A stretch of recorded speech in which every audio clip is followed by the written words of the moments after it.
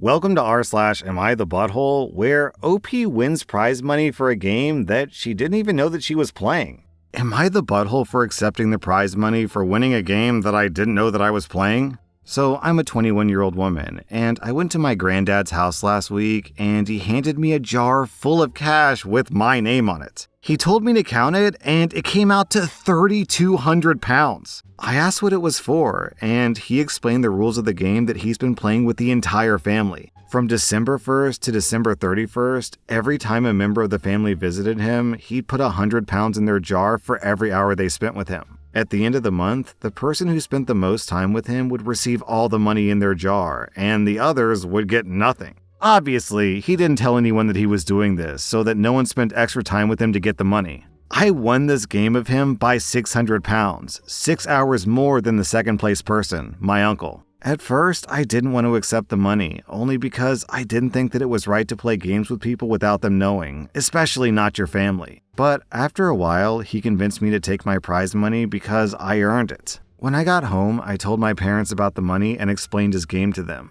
I told my mom where he came on the scoreboard, 4th, and she was understandably upset at her father for making us unknowingly compete with each other. Then she told the rest of the family via group chat. So now, pretty much my whole family is mad at my granddad for doing this, but also me for accepting the money. He's an old man, and he's not exactly a millionaire, so they think that I should have refused the money and confronted him for what he did. I think that if he was willing to play the game, then he obviously has no problem with giving the money away, and he did insist on me taking it. Also, he's always been a weird guy, so although I don't agree with what he did, I'm not too surprised. So I don't think that I should have had to start an argument with him about it. Well, I will agree that what the grandfather did in this story is a bit rude, pitting family members against each other like that, but at the same time, if he wants to spend his money that way, he can spend his money that way. So I'm inclined to give OP 0 out of 5 buttholes, and I'm giving the grandfather 0.5 out of 5 buttholes.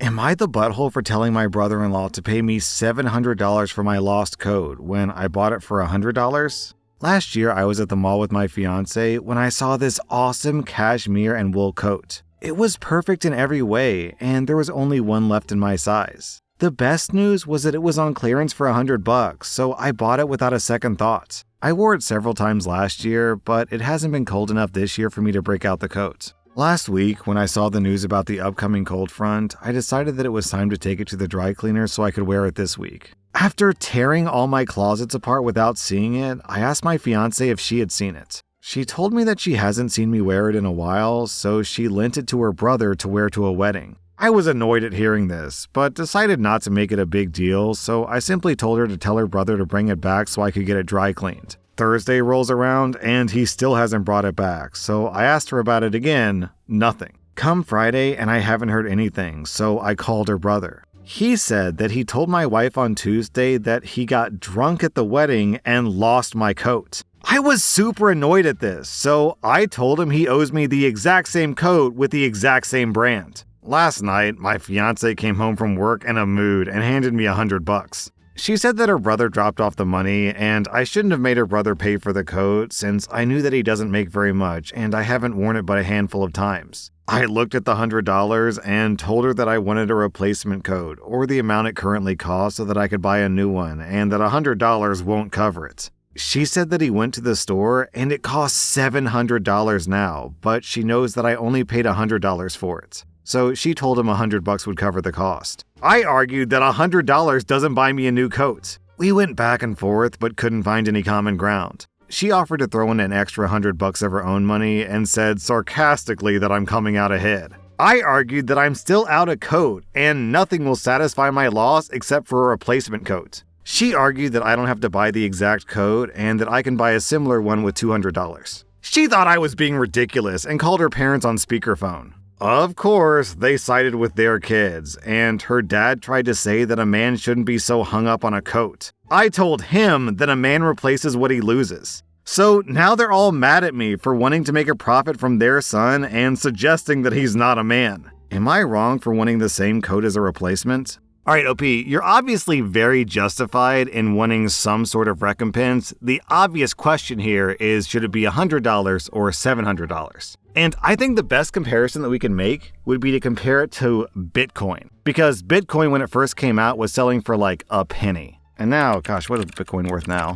So if you bought one Bitcoin for a penny way back when, and today it's worth $40,000, and then your friend or brother-in-law or whoever loses your Bitcoin because it's on a hard drive and he, destroys the hard drive, then would he owe you 1 cent or 40,000? I think very clearly he would owe you $40,000 because that is the worth of the thing. That is the nature of things. Things change their worth over time. Some are more valuable, some are less valuable. You know what? Actually, the reverse analogy is even better. Let's suppose OP buys a brand new car for, $100K, a really, really nice car.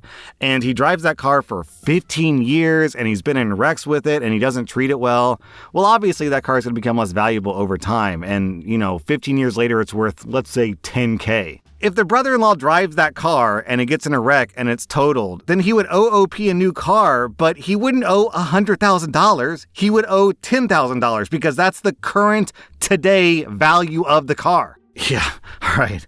When I put it that way, it becomes super obvious. People would laugh at you if you tried that. Well, yeah, the car was worth $100,000 20 years ago, but now it's only worth 10K, but still, you owe me 100K. Yeah, right. Give me a break. So, OP, I'm giving you 0 out of 5 buttholes. I'm giving everyone else in this story 1.5 out of 5 buttholes. They're being stupid, cheap, and petty. Will I be the butthole if I cancel my cousin's plane ticket and ruin his friend's vacation?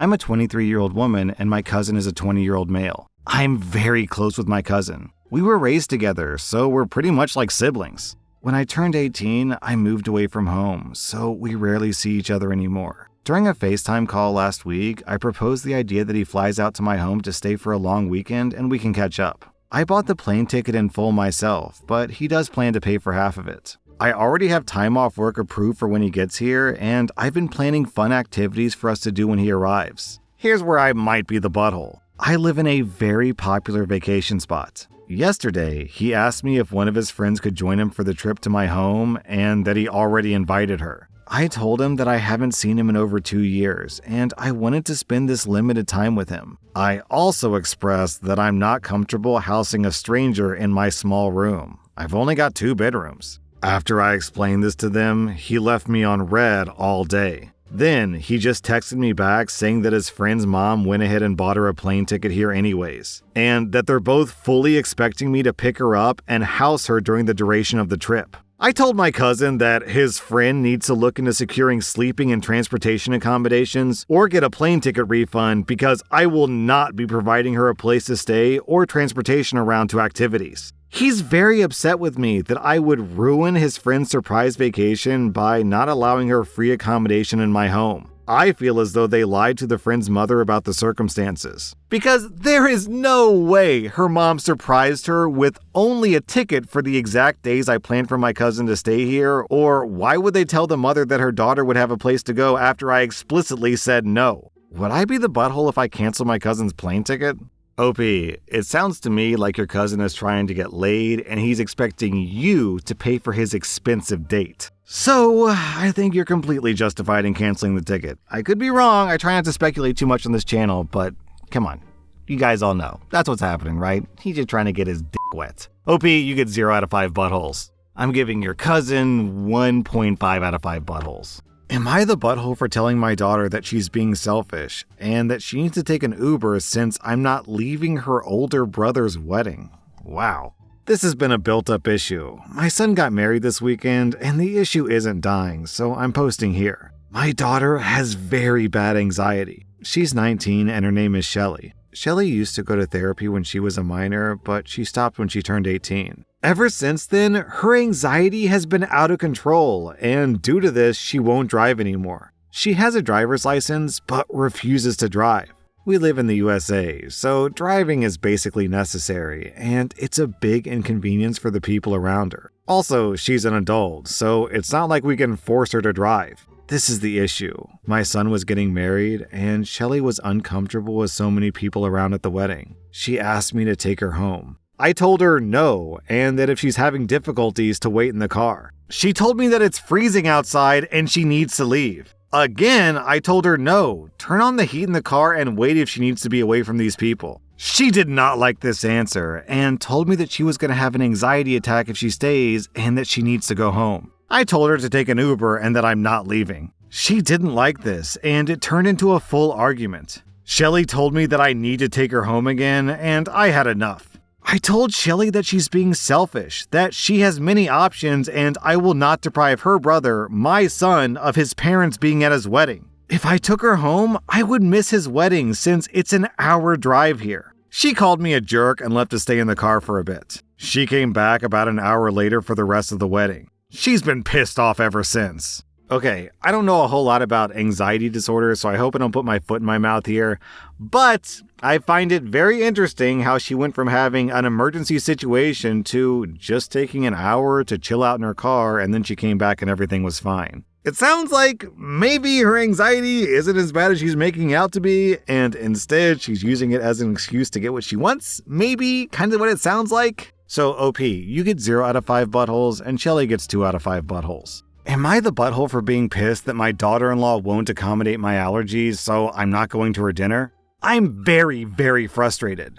My son has been married to my daughter-in-law for 3 years now. I've always made extra dishes that don't include meat to accommodate her. No matter how much of a pain it is to do, I've always made sure that she had options to eat when I hosted or when she was over. She's vegetarian and at one point tried to go vegan. She and my son never hosted due to living in a small apartment, but that changed since they just bought a home. They're having a dinner this week, and I called to remind her that I'm allergic to nuts. She then informed me that she doesn't have time and to bring my own food. She told me that she cooks with a lot of different nuts and that she can't make adjustments to her menu. This is where I might be the jerk. I told her that I won't be coming, and neither will my husband. That I have accommodated her for years, and not once have I made her bring her own food. This started an argument where she thinks that I'm being unreasonable. My husband is on my side, but my son and her are very upset. Man, I don't even know why this is an r/am I the butthole post.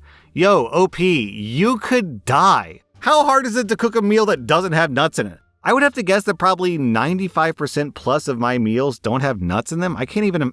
Man, when do I eat nuts? Is this lady from some culture that eats a lot of nuts? What culture would that even be? It almost feels like she's intentionally making dishes with nuts just to spite you because, you know, how hard is it to not cook with nuts, right? Am I wrong about this? Admittedly, I don't cook at all, so I don't have a lot of experience with cooking with nuts, but come on, just cook a different dish. OP, you get 0 out of 5 buttholes. I'm giving this woman, I think 2 out of 5 buttholes.